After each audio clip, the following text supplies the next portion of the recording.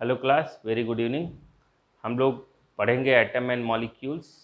Atom and molecules में हम आपके मॉलिक्यूलर फार्मूला के बारे में डिस्कस कर रहे थे। तो हमने सिंपल मॉलिक्यूलर फार्मूला बनाने का मेथड आपको बताया। मैंने आपको बैलेंसी के बारे में डिस्कस की। हमने 1 to 20 जितने भी एटम हैं उनके बैलेंसी के बारे में बताया हमने combining capacity of any atom is called valency. किसी भी एटम की कंबाइनिंग कैपेसिटी को उस एटम की हम लोग क्या कहते हैं, बैलेंसी कहते हैं। और एटम क्यों बॉन्ड बनाता है? एटम बॉन्ड बनाता है स्टेबिलिटी के लिए। और जहाँ बॉन्ड बनता है वहाँ क्या होता है? अट्रैक्शन होता है। जैसे आप इसलिए पढ़ रहे हो क्योंकि आप स्टेबल हो जाओ। स्टेबिलिटी के लिए आप किसी न किसी से जुड़ना होगा, किसी न किसी से बॉन्ड बनाना होगा। और आगे हम लोग सीखेंगे इस बॉन्ड बनाने में एनर्जी का लॉस होता है या गेन होता है। ये सब बात की बातें हैं, उसको हम लोग बाद में सीखेंगे। एक टर्म आपका और इंट्रोड्यूस करने जा रहा हूँ आयंस के बाद। आयंस भी मैंने आपको बताया है ना, जिसमें हमने आपको क्या बताया? मैंने आपको कैट आयंस बताए हैं, लेकिन एनायंस थोड़ा सा रह गया, तो एनायंस के बारे में हम लोग अभी डिस्कस करेंगे। लेकिन एक और टर्म हम लोग आज इंट्रोड्यूस करने जा रहा हूँ, जिसको कहते हैं कोवैलेंसी। एक तो बैलेंसी होती है combining capacity of any atom, और एक कोवैलेंसी होती है maximum combining capacity of any atom. एक एटम कितने बॉन्ड बनाता है स्टेबल होने के लिए, और एक एटम कितने बॉन्ड मैक्सिमम बना सकता है। तो जो बना सकता है मैक्सिमम बॉन्ड, वो उसकी होती है कोवैलेंसी। तो कोवैलेंसी हम लोग कैसे फाइंड करते हैं? किसी भी एटम के आउटर मोस्ट सेल में जितने इलेक्ट्रॉन होते हैं, वो एटम मैक्सिमम उतने बॉन्ड बनाने की एबिलिटी रखता है। उसको हम लोग क्या कहते हैं? कोवैलेंसी कहते हैं। बट कोवैलेंसी में आगे जाने से पहले हम एन आयन के बारे में क्या करेंगे? डिस्कस करेंगे कि एन आयन होता क्या है। कैट आयन मैंने आपको बताया है। एन आयन होता क्या है? एन आयन आपका एक नेगेटिव आयंस होते हैं। क्या होते हैं आपके? नेगेटिव आयंस होते हैं। तो what is the negative ion? The atom that able to gain electron. एक एटम मैंने बताया, the atom that able to loss electron. Why loss electron? Due to stability. Stable होने के लिए इलेक्ट्रॉन लॉस करेगा। और उसी तरह से दूसरे तरफ क्या करेगा? एक एटम स्टेबल होने के लिए अपने इलेक्ट्रॉन का क्या करेगा? किसी दूसरे के इलेक्ट्रॉन का क्या करेगा? गेन करेगा। तो एनायंस क्या होता है? एनायंस होते हैं द एटम और species that able to gain electron, जो इलेक्ट्रॉन को गेन करेंगे। अगर कोई एटम एक इलेक्ट्रॉन गेन करता है या कोई स्पीसीज एक इलेक्ट्रॉन गेन करता है, तो अगर कोई एटम या स्पीसीज 1 इलेक्ट्रॉन गेन करेगा, उस पर 1 माइनस चार्ज। 2 इलेक्ट्रॉन गेन करेगा तो 2 माइनस चार्ज। 3 इलेक्ट्रॉन गेन करेगा तो 3 माइनस चार्ज। इसी तरह से कोई एटम या कोई स्पीसीज जितने इलेक्ट्रॉन गेन करता है, उस एटम या उस स्पीसीज पे उतने आपके क्या आते हैं? नेगेटिव चार्ज आते हैं। तो एनायंस क्या होते हैं? एनायंस मैं बता रहा हूँ आपका। एनायंस को अगर हम डिफाइन करेंगे तो हम लिख सकते हैं द एटम और species which the atom or species gain electron, simple सीधा सीधा लिख सकते हैं, the atom or species gain electron is called anion। उसको हम लोग एनायन कहते हैं। जो भी इलेक्ट्रॉन गेन करेगा, सपोज करो मेरे पास एक एलिमेंट है ई, अगर इसने 1 इलेक्ट्रॉन गेन किया, क्यों? क्योंकि ये चाहता है कि इसके आउटर मोस्ट सेल में कितने इलेक्ट्रॉन हो जाए? ये चाहता है इसके आउटर मोस्ट सेल में 8 इलेक्ट्रॉन हो जाए, और 8 इलेक्ट्रॉन करने के लिए 1 2 3 4 इलेक्ट्रॉन को ये क्या करता है? गेन करता है। तो अगर ये एक इलेक्ट्रॉन गेन करेगा तो इसके ऊपर कैसा चार्ज आएगा? इस पर 1 माइनस चार्ज आएगा। अगर यही एक एटम है आपके पास जिसने 2 इलेक्ट्रॉन गेन किया है, तो 2 इलेक्ट्रॉन गेन करेगा, इस पर कितना चार्ज आएगा? इस पर चार्ज आएगा 2 माइनस चार्ज। अगर यही एक एटम आपका क्या करेगा, चाहो तो आप ऐसे लिख सकते हो बेटा, 1 2, ऐसे 2 नेगेटिव चार्ज। अगर यही एटम आपका 3 इलेक्ट्रॉन गेन करता है, 3 इलेक्ट्रॉन गेन करता है, तो इस पर आएगा आपका 3 नेगेटिव चार्ज, 1 2 3। तो कोई भी एटम या कोई भी स्पीसीज इलेक्ट्रॉन का लॉस क्यों करता है? स्टेबल होने के लिए। कोई भी एटम, कोई भी स्पीसीज इलेक्ट्रॉन का गेन क्यों करता है? स्टेबल होने के लिए। और अगर इलेक्ट्रॉन लॉस करेगा तो उस पर पॉजिटिव चार्ज। अगर इलेक्ट्रॉन गेन करेगा तो उस पर नेगेटिव चार्ज। इस तरह से किसी भी एटम या आयंस पे पॉजिटिव या नेगेटिव चार्ज आता है। अब मैं थोड़े एग्जाम्पल से आपको समझाने की कोशिश करूँगा। वो कौन कौन से एटम या आयन, एक दो एग्जाम्पल लेते हैं। जैसे हमारे पास यहाँ -1 की हम बात करते हैं। सबसे पहले -1 की हम बात करते हैं। हमारे पास एक एटम है जिसको हम लोग क्या कहते हैं, क्लोरीन कहते हैं। आप बताएं कि क्लोरीन का एटॉमिक नंबर कितना होता है। आप बताएं क्लोरीन का एटॉमिक नंबर कितना होता है। क्लोरीन का एटॉमिक नंबर 17 होता है। तो अगर हम क्लोरीन का एटॉमिक नंबर जानते हैं 17 होता है, तो हम इसका इलेक्ट्रॉनिक कॉन्फिगरेशन सिंपली कर सकते हैं। जब इसका इलेक्ट्रॉनिक कॉन्फिगरेशन करेंगे तो हमको क्या मिलेगा, 2,8,7। अब अगर हम इस क्लोरीन की बैलेंसी को फाइंड करते हैं, chlorine is try to behave like noble gas. इसके नियरेस्ट नोबल गैस कौन है बेटा? अगर इसके नियरेस्ट नोबल गैस की बात करेंगे तो कौन है, देखिए आर्गॉन है, जिसका एटॉमिक नंबर 18 होता है। इलेक्ट्रॉनिक कॉन्फिगरेशन क्या होता है, 2,8,8। तो ये आपका इसकी तरह होने के लिए, आपका ये जो क्लोरीन है इसकी तरह होने के लिए इसको करना क्या है, इसको क्या करना है, इसको कितने इलेक्ट्रॉन की कमी है। देखिए इसको 1 इलेक्ट्रॉन की कमी है। तो अगर इसको 1 इलेक्ट्रॉन की कमी है तो एक इलेक्ट्रॉन ये क्या करना चाहेगा, गेन करना चाहेगा। तो ये आपका क्लोरीन एक इलेक्ट्रॉन गेन करके इसकी तरह होना चाहिए, क्योंकि इसने अपने आउटर मोस्ट शेल में 8 इलेक्ट्रॉन कर लिया है। और ऑर्गन की तरह इसलिए होना चाहता है क्योंकि ऑर्गन किसी से कभी बॉन्ड नहीं बनाता है, पूरी तरह से स्टेबल आपका एक गैस है। तो इस ऑर्गन की तरह होने के लिए क्लोरीन अपने आउटर मोस्ट शेल में एक इलेक्ट्रॉन और जोड़ना चाहेगा, एक इलेक्ट्रॉन और गेन करना चाहेगा। तो देखिए आपका ये क्लोरीन करेगा क्या। अगर मैंने इस क्लोरीन को ऐसे लिखा और कहा कि इस क्लोरीन ने एक इलेक्ट्रॉन और लिया, तो अगर इस क्लोरीन ने एक इलेक्ट्रॉन लिया तो इस क्लोरीन का इलेक्ट्रॉनिक कॉन्फिगरेशन 2,8,7 है। अगर इसने एक इलेक्ट्रॉन गेन किया तो वही आपका इसके ऊपर Cl पे एक नेगेटिव चार्ज आ जाएगा, 1 माइनस मतलब 2,8,8। तो ये आपका आ गया 2,8,8। अगर हम इस क्लोरीन की बात करें, किसी भी क्लोरीन की, जितने इलेक्ट्रॉन उतने प्रोटॉन। अब इसको आप जानते भी, इसको मैंने आपको बहुत बढ़िया से बताया है कि अगर हम इस क्लोरीन की बात करें तो क्लोरीन में कितने इलेक्ट्रॉन, 17, कितने प्रोटॉन, 17।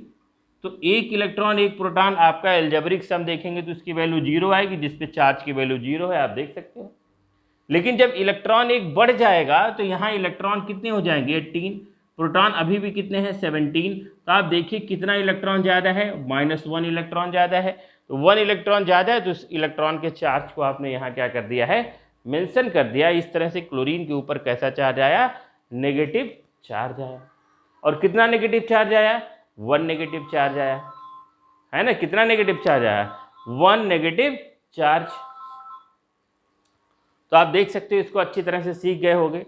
अब हम लोग कुछ 4-5 एटम 9th क्लास में, बहुत ज़्यादा नहीं, लेकिन कुछ 1-2 एटम या 1-2 स्पीसीज के बारे में जानते हैं जिसपे -1 चार्ज होता है। तो कौन कौन से हैं आप देख लीजिए। वो हैं आपके फ्लोरीन है, वो आपका क्लोरीन है, वो आपका ब्रोमीन है, वो आयोडीन है, और एक और होता है जिसको AT कहते हैं, astatine. Fluorine, chlorine, bromine, iodine, astatine, इन सारे एलिमेंट पे आपको पूछा जाए, आपसे क्वेश्चन कभी पूछा जाए, राइट द 2 एटम और 2 species which have 1 negative charge on it, तो आपको पता होना चाहिए फ्लोरीन है, क्लोरीन है, ब्रोमीन है, आयोडीन है, एस्टेटाइन। और इसको लंबे समय तक याद करने का तरीका है, फिर लो बाहर आई आंटी, ऐसे याद कर सकते हो। फिर लो, ऐसे, फिर लो बाहर आई आंटी। तो इस तरह से याद हो जाएगा। फिर मतलब फ्लोरीन, लो मतलब क्लोरीन, फिर हो जाएगा ब्रोमीन, फिर हो जाएगा आयोडीन, फिर हो जाएगा एस्टेटाइन। तो fluorine, chlorine, bromine, iodine and astatine, these element try to achieve one more electron in the outermost cell, जिसकी वजह से ये किसी दूसरे एटम के इलेक्ट्रॉन को गेन करके अपने ऊपर 1 माइनस चार्ज को ऑक्युपाई करेंगे, जिसको हम लोग 1 माइनस चार्ज के साथ इसको एनायन की कैटेगरी में रखेंगे। तो होपफुली ये बात आपको समझ में आ गई होगी। इसके बाद हम लोग देखते हैं कुछ एटम के बारे में जो आपका 2 इलेक्ट्रॉन गेन करते हैं। क्यों 2 इलेक्ट्रॉन गेन करते हैं और किसकी तरह होना चाहते हैं उसको भी हम लोग समझते हैं। तो मैं इसको मिटाता हूँ, यहाँ मैं इसको मिटाता हूँ, फिर लो बाहर आई आंटी। होपफुली आपको समझ में आ रहा होगा, बहुत आराम से, बहुत प्यार से, धीरे धीरे हम लोग पढ़ रहे हैं। अब देखते हैं हम क्लोरीन के बाद दूसरा कोई एक एटम लेते हैं और देखते हैं कि वो एटम क्या करना चाहता है। वो अपने आप को स्टेबल करने के लिए, अभी तो इलेक्ट्रॉन गेन करने की बात हो रही है, लॉस की तो कहानी ख़त्म हो गई है।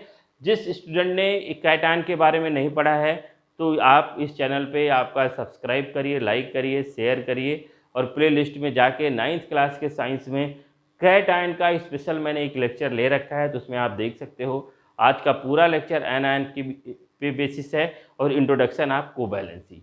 फिर आपका एक लास्ट लेक्चर चलेगा थोड़ा सा लेंदी, जो आपका मॉलिक्यूलर फार्मूला पूरी तरह से क्या हो जाएगा, ख़त्म हो जाएगा। ठीक है ना। तो हम लोग देखते हैं, जैसे हमारे पास है ऑक्सीजन। ऑक्सीजन, अगर आप ऑक्सीजन के एटॉमिक नंबर को जानते हो तो बहुत अच्छी बात है। और मैंने कहा था बेटा 9th क्लास में 1 to 20 एटम का एटॉमिक नंबर एकदम से आपको पता होना चाहिए। सारे एटम का इलेक्ट्रॉनिक कॉन्फिगरेशन पता होना चाहिए, सारे एटम का बैलेंसी पता होना चाहिए। कोवैलेंसी जो मैं टर्म बता रहा हूँ उसको मैं अभी आपको और एक्सप्लेन करूँगा, अभी तो उसका नंबर आएगा, बट बैलेंसी तो एटलीस्ट आप सबको पता होगा, मैंने इतना डिटेल में आपको बता रखा है। और अगर आपने नहीं दिया है तो मेरा जो लाइव क्लास था कैटायन के पहले वाले क्लास में, उसमें मैंने आपको इलेक्ट्रॉनिक कॉन्फिगरेशन के बारे में बताया है, जो आपका पब्लिश हो गया है लेक्चर, जिसको आप देख के समझ सकते हो अच्छी तरह से। अब आप देख लीजिए, ऑक्सीजन का अगर हम एटॉमिक नंबर की बात करें तो इसका एटॉमिक नंबर 8 होता है। और अगर हम इस ऑक्सीजन के इलेक्ट्रॉनिक कॉन्फिगरेशन को डिस्कस करते हैं तो इसका इलेक्ट्रॉनिक कॉन्फिगरेशन क्या होगा बेटा, 2,6। और अगर आपने पढ़ा है तो आपको पता है इसकी वैलेंसी कितनी होगी। What is the valency of oxygen? Valency of oxygen कितना होने वाला है, 2 होने वाला है। तो वैलेंसी ऑफ ऑक्सीजन 2 होने वाला, 2 करके अपने आउटर मोस्ट शेल में कितना करने की कोशिश करेगा, 8 करने की कोशिश करेगा। तो ये किसकी तरह होना चाहता है, किसकी तरह होना चाहेगा, ये किसी नोबेल गैस की तरह होना चाहिए, ये किसी नोबेल गैस के इलेक्ट्रॉनिक कॉन्फिगरेशन को अचीव करना चाहेगा। तो कौन है इसके नियरेस्ट, इसके नियरेस्ट है नियॉन। तो नियॉन की अगर हम बात करें तो उसका एटॉमिक नंबर कितना है, 10, उसका इलेक्ट्रॉनिक कॉन्फिगरेशन क्या है, 2,8। तो यहाँ डिफरेंस कितना है, यहाँ डिफरेंस है 2 इलेक्ट्रॉन का। तो यहाँ 2 इलेक्ट्रॉन का डिफरेंस है, तो 2 इलेक्ट्रॉन इसको चाहिए। तो अगर ऑक्सीजन अपने आउटर मोस्ट शेल में किसी भी तरह से 2 इलेक्ट्रॉन लाता है, कहीं से भी 2 इलेक्ट्रॉन लाता है, तो जैसे वो 2 इलेक्ट्रॉन लाएगा वो किसकी तरह बिहेव करने लगेगा, नियॉन की तरह। और उसके भी आउटर मोस्ट शेल में कितने इलेक्ट्रॉन हो जाएंगे, 8, और वो भी किसकी तरफ आगे बढ़ेगा, स्टेबिलिटी की तरफ। तो आपको ये बात समझ में आना चाहिए, इसकी बैलेंसी 2 है, तो अपने बैलेंसी के बराबर, मतलब ऑक्सीजन अभी आपका 2 बॉन्ड बनाने की कैपेबिलिटी रखता है। 2 बॉन्ड बनाने की कैपेबिलिटी इसलिए रखता है क्योंकि it's require only 2 electron, it require 2 more electron in the outermost cell to behave like neon, because in the neon outermost cell कितने इलेक्ट्रॉन है, 8 इलेक्ट्रॉन है, और ऑक्सीजन भी चाहता है कि उसके outermost cell में कितने इलेक्ट्रॉन हो, 8 इलेक्ट्रॉन हो। Very simple. तो ये सिंपल सा काम करेगा, ये ऑक्सीजन कहीं से दूसरे एटम से जिसने 2 इलेक्ट्रॉन लॉस किया होगा उसके 2 इलेक्ट्रॉन को गेन करेगा। और अगर हम इस ऑक्सीजन की बात करें तो इस ऑक्सीजन में इलेक्ट्रॉन कितने हैं, 8, इस ऑक्सीजन में प्रोटॉन कितने हैं, 8।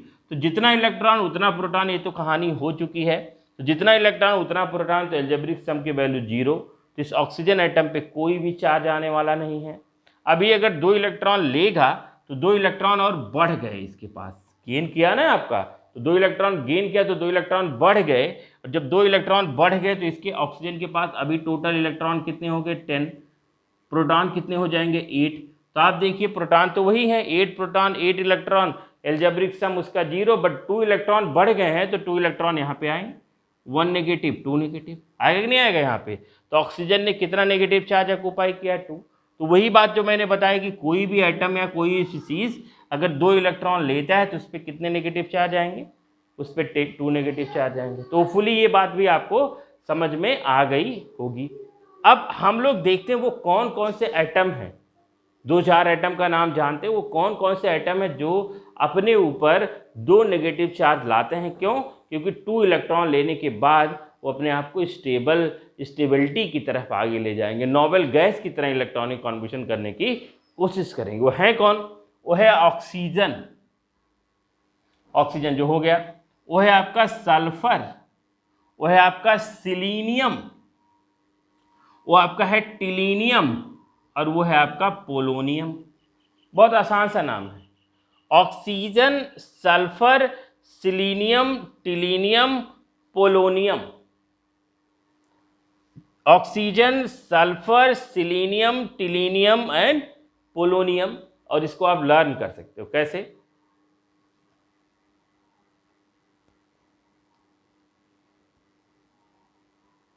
उस से टीपो, उससे टीपो नकल करने की बात कर रहा हूं। कहते ना भैया, अगर मुझसे कोई पूछा कि भाई बताओ इस क्वेश्चन का आंसर क्या होगा, तो मेरा दोस्त बताया मुझसे कि मुझसे मत पूछो, उससे टीपो, जो आपके सामने बैठा है। तो उससे टीपो याद रखो। ऊ ऑक्सीजन, सा से सल्फर, से सिलीनियम, टी से टिलेनियम, पी से पोलोनियम। आप पूरा नाम लिख सकते हो, उससे टीपो, ऑक्सीजन, सल्फर, सिलीनियम, टिलेनियम, पोलोनियम। तो ऑक्सीजन सल्फर तो हम लोग जानते हैं क्योंकि ये आप सब 1 to 20 की कैटेगरी में आता है। इसका एटॉमिक नंबर 8, इसका एटॉमिक नंबर 16, तो ये तो हमको अच्छी तरह से पता है। बट अगर हम कुछ थोड़ा सिलीनियम, टिलेनियम, पोलोनियम का नाम ही जान लें, एटॉमिक नंबर ना भी जाने, इलेक्ट्रॉनिक कॉन्बिनेशन ना भी जाने 9th क्लास में, तो आपको कोई दिक्कत नहीं होने वाला है, फाउंडेशन बेहतरीन बन रहा है। बट अगर नाम भी जान गए कि वो एटम आपके जिसके ऊपर 2 इलेक्ट्रॉन 2- चार्ज आएगा, वो कौन कौन से हैं, ऑक्सीजन है, सल्फर है, सिलीनियम है, टिलेनियम है, पोलोनियम है। 2 से ज़्यादा आपके 9th क्लास में नहीं पूछेगा, लेकिन कभी 3-4 कोई पूछ लिया तो आप एक्स्ट्रा बताओगे तो दिक्कत वाली बात नहीं। आपके पास ऑप्शन है, ऑक्सीजन है, सल्फर है, सिलीनियम है, टिलेनियम है, पोलोनियम है। These atom try to achieve 2 more electron in the outermost cell to behave like any noble gas, any nearest noble gas electronic configuration, like oxygen आपने देख लिया। अब हम एक और स्पीसीज या एक और एटम लेते हैं जो ट्राई करता है कि वो 3 इलेक्ट्रॉन को गेन करके नोबेल गैस की तरह दिखना स्टार्ट कर दे। देखते हैं।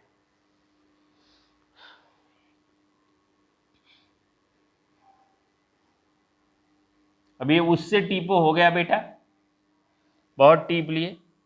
अब देखिए, आप यह एग्जाम्पल लेता हूं मैं नाइट्रोजन का। अगर आप नाइट्रोजन को ध्यान से देखेंगे तो नाइट्रोजन का एटॉमिक नंबर कितना है? नाइट्रोजन का एटॉमिक नंबर 7 है। तो नाइट्रोजन का एटॉमिक नंबर 7 है, इसका इलेक्ट्रॉनिक कॉन्बिनेशन है 2,5। 2,5। तो ये चाहता है कि इसके आउटर मोस्ट सेल में 3 इलेक्ट्रॉन और आ जाए। It require 3 more electron.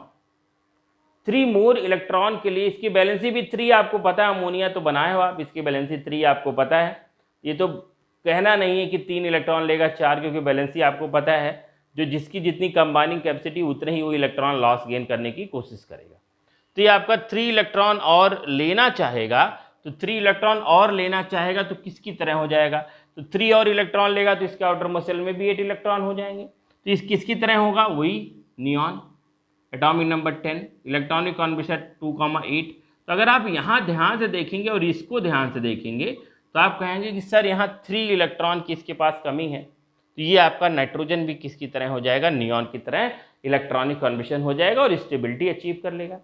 तो अगर स्टेबिलिटी अचीव कर लेगा तो नाइट्रोजन क्या करेगा? ये नाइट्रोजन भी 3 इलेक्ट्रॉन किसी का लेगा। तो ये जो नाइट्रोजन है अभी इसका इलेक्ट्रॉनिक कॉन्बिनेशन 2,5, क्योंकि इसमें इलेक्ट्रॉन भी 7, प्रोटॉन भी 7। तो इलेक्ट्रॉन और प्रोटॉन का नंबर 7 है, तो एल्जेब्रिक सम की वैल्यू 0 आएगी। इस नाइट्रोजन पे चार्ज की वैल्यू हो जाएगी 0। बट ये नाइट्रोजन अगर 3 इलेक्ट्रॉन लेता है, तो नाइट्रोजन अगर ये 3 इलेक्ट्रॉन लेगा तो इसमें इलेक्ट्रॉन कितने हो जाएंगे? 10। प्रोटॉन अभी भी कितने हैं? 7। तो आप ध्यान से देखिए कि आपका 7 और 7 इलेक्ट्रॉन प्रोटॉन न्यूट्रलाइज हो जाएंगे, 3 नेगेटिव चार्ज बचेगा। तो आप चाहो तो यहाँ आपका 3 नेगेटिव है ना, -3 यहाँ आपका ऐसे लिख सकते हो। This is the 3 negative charge. वो किसके ऊपर है? नाइट्रोजन के ऊपर। और जब 3 आएगा तो 3 इलेक्ट्रॉन लेने के बाद इलेक्ट्रॉन 10, तो इलेक्ट्रॉनिक कॉन्बिनेशन भी किसकी तरह होगा? इस -3 का इलेक्ट्रॉनिक कॉन्बिनेशन 2,8 हो जाएगा। और 2,8 किसका इलेक्ट्रॉनिक कॉन्बिनेशन है? 2,8 इलेक्ट्रॉनिक कॉन्बिनेशन है नियॉन का। तो नाइट्रोजन ने अपने नियरेस्ट नोबेल गैस के इलेक्ट्रॉनिक कॉन्बिनेशन को अचीव करके किसकी तरह बिहेव करने लगा? नोबेल गैस की तरह बिहेव करने लगा। इस वजह से नाइट्रोजन ने 3 इलेक्ट्रॉन किसी दूसरे एटम का गेन किया है। जिसने 3 लॉस किया होगा, एल्युमिनियम जैसे 3 लॉस किया है, और नाइट्रोजन ने 3 इलेक्ट्रॉन क्या किया है, गेन किया है। बहुत सिंपल सी मैंने आपके सामने बात रखी है। अब देख लेते हैं इसके साथ कौन कौन से हैं। इसके साथ 3 इलेक्ट्रॉन लेने वाले हैं नाइट्रोजन, फास्फोरस Sb,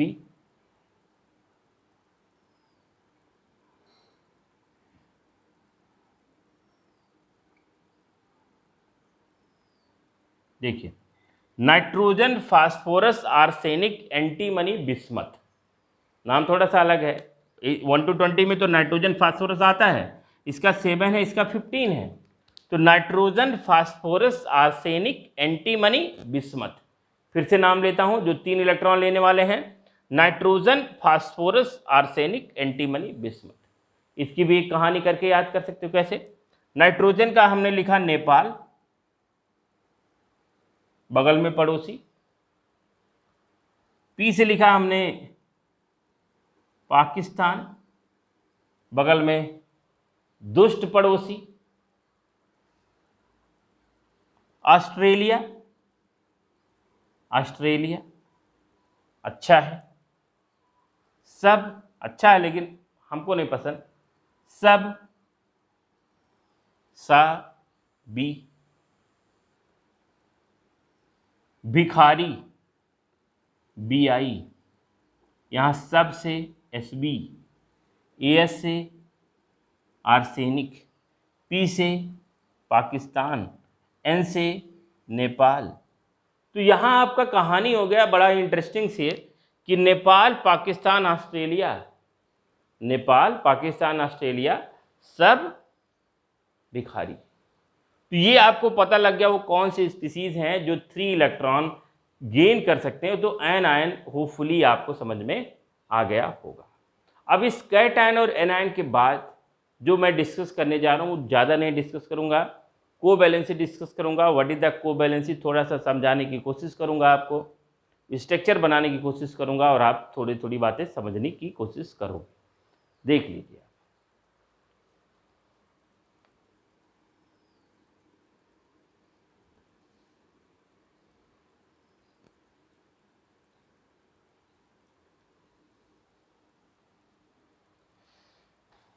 कोवैलेंसी तो हम लोग क्या कर रहे हैं, कोवैलेंसी पढ़ रहे हैं। कोवैलेंसी क्या होता है? Maximum combining capacity of any atom. किसी भी एटम की मैक्सिमम कंबाइनिंग कैपेसिटी, बैलेंसी नहीं, बैलेंसी द कंबाइनिंग कैपेसिटी। एक होता है कि मैं 2 रोटी खा लूँगा तो मुझको अच्छा लगे क्योंकि यही मेरी डाइट है और 2 रोटी मैं खा सकता हूँ। This is my valency, this is मेरी combining, this is my combining capacity. But अगर ऐसा कंडीशन आया कि कोई डंडा लेके या बंदूक मेरे गर्दन पे लगाया है और कहा भैया ये 10 रोटी खाना है या 20 रोटी खाना है, तो आप 2, 3, 4, 5, 6, 7, 8, 9, 10, 15 रोटी खा गए। फिर कहा भैया अब या तो हम 16वां रोटी खाएंगे तो खुद ही मर जाएंगे या तो तुम गोली से मार दो। तो 2 रोटी खा सकते थे, वो हमारी बैलेंसी थी। लेकिन मैक्सिमम 15 रोटी खाए, 13 रोटी और बढ़ा दिए तो आपकी मैक्सिमम कंबाइनिंग कैपेसिटी होगी। इसी तरह से एटम भी काम करता है, वो किसी तरह से बिहेव नहीं करना चाहता है। एटम मैक्सिमम कितने बॉन्ड बना सकता है, मैक्सिमम कितने लोगों से बॉन्ड बना के मॉलिक्यूल को स्टेबल करने की कोशिश करेगा। वो किसी भी एटम की बैलेंसी नहीं कहलाती है, वो एटम की क्या कहलाती है, कोवैलेंसी कहते हैं। सिंपल टर्म में हम डिफाइन करेंगे, maximum combining capacity of any atom is called covalency. तो अगर हम इसको डिफाइन करेंगे तो हम लोग कहेंगे maximum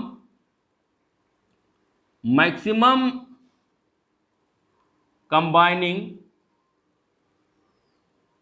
capacity of an atom is called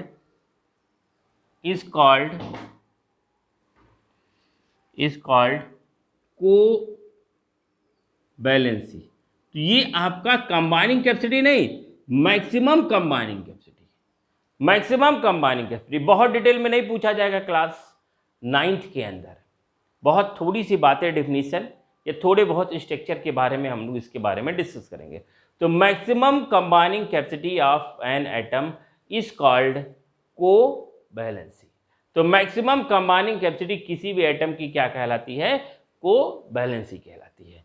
तो जैसे हम कैसे फाइंड करेंगे, what is the method to find out the covalency? बहुत सिंपल सा, किसी भी एटम के आउटर मोस्ट सेल में जितने इलेक्ट्रॉन होंगे वो एटम मैक्सिमम उतने ही बॉन्ड बना सकता है, वही उस एटम की कोवैलेंसी कहलाएगी। मतलब अगर हाइड्रोजन है तो इस हाइड्रोजन की कोवैलेंसी, हाइड्रोजन का एटॉमिक नंबर 1, इलेक्ट्रॉनिक कॉन्बिनेशन 1, ऐसे ऐसे, तो इसकी जो कोवैलेंसी अगर हम कुछ 2 एटम 3 एटम का बता देते हैं, इसकी कोवैलेंसी कितनी होने वाली है बेटा? इसकी कोवैलेंसी होगी 1, क्योंकि इसके आउटर मोस्ट सेल में, किसी भी एटम के आउटर मोस्ट सेल में जितने इलेक्ट्रॉन होंगे उसकी कोवैलेंसी उतनी ही होगी। तो हीलियम तो कुछ कर नहीं गया, बॉन्ड बनाएगा नहीं। तो अगर हम लिथियम की बात करें तो लिथियम का 2,1, तो इसके आउटर मोस्ट सेल में 1 इलेक्ट्रॉन, इसका एटॉमिक नंबर 3, 2,1, इसके आउटर मोस्ट सेल में भी 1 इलेक्ट्रॉन, इसकी भी कोवैलेंसी 1।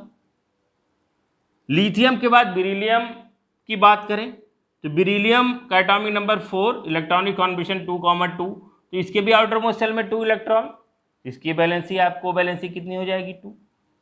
इसी तरह से बेरिलियम के बाद बोरॉन की बात करें तो जब बोरॉन की बात करेंगे तो बोरॉन का एटॉमिक नंबर 5, इलेक्ट्रॉनिक कॉन्बिनेशन 2,3, तो इसके आउटर मोस्ट सेल में 3 इलेक्ट्रॉन, इसकी भी कोवैलेंसी 3। अब देख लीजिए, जब बोरॉन के बाद कार्बन की बात करें तो एटॉमिक नंबर 6, इलेक्ट्रॉनिक कॉन्बिनेशन 2,4, तो इसके आउटर मोस्ट सेल में 4 इलेक्ट्रॉन, तो इसकी भी कोवैलेंसी 4। तो आप कहोगे सर आप तो वही बात बताए थे ना बैलेंसी में, तो किसी भी एटम के आउटर मोस्ट सेल में 1 इलेक्ट्रॉन तो बैलेंसी 1, 2 इलेक्ट्रॉन तो बैलेंसी 2, 3 इलेक्ट्रॉन तो बैलेंसी 3, 4 इलेक्ट्रॉन तो बैलेंसी 4, 5 इलेक्ट्रॉन तो बैलेंसी 8 - 5 = 3, 6 इलेक्ट्रॉन तो बैलेंसी 8 - 6 = 2, बैलेंसी 2, 7 इलेक्ट्रॉन तो 8 - 7 = 1, बैलेंसी 1, 8 इलेक्ट्रॉन तो 8 - 8 = 0, बैलेंसी 0। तो कहोगे क्या नया बता रहे हो भाई? वही तो बता रहे हैं सर, बट यहाँ मैक्सिमम कंबाइनिंग कैपेसिटी की बात कर रही हैं। और मैक्सिमम कंबाइनिंग कैपेसिटी हम कैसे फाइंड करेंगे? मैंने बताया कोई सिंपल कोई रूल रेगुलेशन नहीं है, सिंपल सी बात बता रहा हूँ, किसी भी एटम के आउटर मोस्ट सेल में जितने इलेक्ट्रॉन होंगे वो एटम मैक्सिमम उतने बॉन्ड बना सकता है। तो अगर हम इसकी बात करेंगे, इसकी सबकी बात करेंगे तो यहाँ तो बैलेंसी को बैलेंसी सेम आया, बट अगर इन केस आप नाइट्रोजन बात करेंगे, एटॉमिक नंबर 7 है, इलेक्ट्रॉनिक कॉन्बिनेशन 2,5, तो अगर हम बैलेंसी की बात करेंगे तो 8 - 5 बैलेंसी 3 हो जाएगी, बट इसके कोवैलेंसी की बात करेंगे तो इसके आउटर मोस्ट सेल में 5 इलेक्ट्रॉन है। तो मैंने कोवैलेंसी फाइंड करने का क्या तरीका बताया? किसी भी एटम के आउटर मोस्ट सेल में मैक्सिमम जितने इलेक्ट्रॉन होंगे वही उस एटम की कोवैलेंसी कहलाएगी। तो इस नाइट्रोजन की मैक्सिमम कंबाइनिंग कैपेसिटी कितनी हो सकती है? 5। कोवैलेंसी कितनी हो सकती है? 5। This is the 5, very simple. इसी तरह से अगर हम ऑक्सीजन की बात करें तो ऑक्सीजन का atomic number 8, electronic combination 2,6, maximum combining capacity कितनी हो सकती है? 6। इस तरह से आप चाहो तो किसी भी एटम की कोवैलेंसी 1 to 20 आसानी से आप क्या कर सकते हो? फाइंड कर सकते हो। किसी भी एटम, जैसे आपने ले लिया सल्फर, सल्फर का इलेक्ट्रॉनिक कॉन्बिनेशन 2,8,6, अगर हम बैलेंसी की बात करें तो बैलेंसी इसकी तो 2 ही होगी, 8 - 6 बैलेंसी 2 आएगी, बट अगर हम कोवैलेंसी की बात करेंगे बेटा तो इसकी कोवैलेंसी कितनी हो जाएगी? 6। मतलब अगर ये चाहेगा कभी एक्सपेंड करने की तो मैक्सिमम 6 बॉन्ड बना सकता है, मैक्सिमम 6 बॉन्ड बनाने की इसके अंदर एबिलिटी है। तो ये इस सल्फर की क्या कहलाएगी? कोवैलेंसी कहलाएगी। तो मैंने कहा, पहले भी स्टार्ट किया था जब, तो कहा था कि बहुत ज़्यादा डिटेल में नहीं पढ़ना है, बहुत डिटेल आपसे पूछा भी नहीं जाता है, क्योंकि और बहुत डिटेल में जाएंगे आया कहाँ से, कैसे आया, क्या होगा, कैसे बॉन्ड बनाएगा, इसके लिए थोड़ा सा और आपको बड़ा होना पड़ेगा, थोड़े और कॉन्सेप्ट आपके दिमाग में आएंगे तो आपको सारी चीज़ें समझ में आएगी।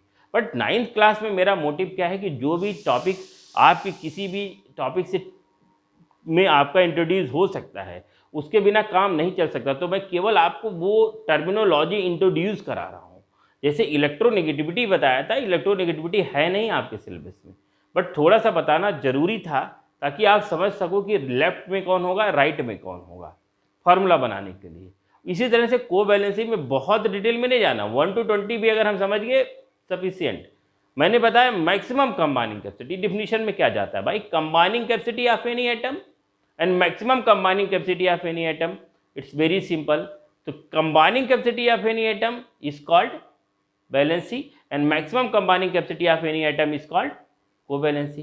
तो यही तो है आपका। वैलेंसी कैसे फाइंड करते हैं, हमने बताया कि किसी भी एटम के आउटर मोस्ट शेल में 1 इलेक्ट्रॉन तो वैलेंसी 1, 2 इलेक्ट्रॉन तो वैलेंसी 2, 3 इलेक्ट्रॉन तो वैलेंसी 3, 4 इलेक्ट्रॉन तो वैलेंसी 4, बट 5 इलेक्ट्रॉन तो वैलेंसी 8-5, 6 इलेक्ट्रॉन तो वैलेंसी 8-6, 7 इलेक्ट्रॉन तो वैलेंसी 8-7, 8 इलेक्ट्रॉन तो वैलेंसी 8-8। इस तरह से आप फाइंड कर सकते हो। बट कोवैलेंसी मैंने ये नहीं बताया, मैंने कहा किसी भी एटम के आउटर मोस्ट शेल में जितने भी इलेक्ट्रॉन होंगे वही उसकी कोवैलेंसी कहलाएगी। अगर किसी एटम के आउटर मोस्ट शेल में 7 इलेक्ट्रॉन है तो उसकी कोवैलेंसी 7 हो जाएगी, बट वैलेंसी उसकी 1 रहेगी। तो आप ये हमको बताइए एनायन और कोवैलेंसी समझ में आ गया आपको? कोई दिक्कत है तो कमेंट बॉक्स में आप डाल सकते हो, और सबको आपको मेरा पर्सनल नंबर भी पता है तो पूछ सकते हो। आज मैं इतना पढ़ाऊंगा, बट अब ब्रेक नहीं होगा, क्लास आपका अब रेगुलर चलेगा। सुबह वही टाइमिंग है, सुबह 8 बजे आपकी क्लासेस स्टार्ट करने की सोच रहा था, लेकिन अब स्कूल आपकी चूँकि स्टार्ट हो रहा है ना, बच्चे स्कूल भी जा रहे होंगे, तो अब ये जो क्लास आपकी सुबह 8 बजे थी, अब शाम को डेली 3 बजे आपका लाइव आपका स्ट्रीम करेगा क्लास, तो आप उसको देख सकते हो, ठीक है ना। तब आप बाकी हम लोग कल पढ़ेंगे, तब तक के लिए थैंक यू वेरी मच।